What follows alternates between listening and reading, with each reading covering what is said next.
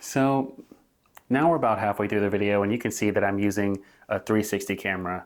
This is the DJI Osmo 360 that I'm using, and I'm not being paid for this, nor am I trying to sell you on it. I just honestly wanted to try something different and to see how it would be to create videos using this camera. So now that we have that out of the way, I'd love to talk about the specs of this camera.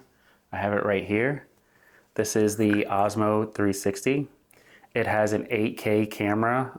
Essentially, it's two 4K cameras on each side. So in theory, it shoots 8K at 24 and 30 frames per second. It will shoot 60 frames per second at 6K and 120 frames per second at 4K.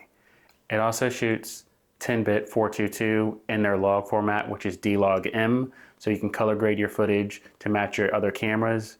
In this video, I am not shooting in a log format. I am using their standard profile. I find that a little bit easier for me and I don't have to worry about it when I'm editing.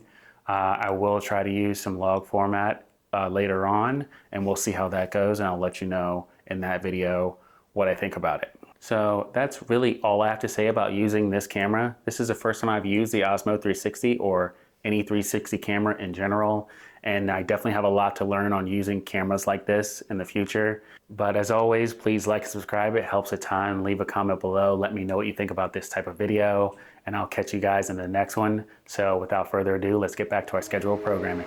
See ya.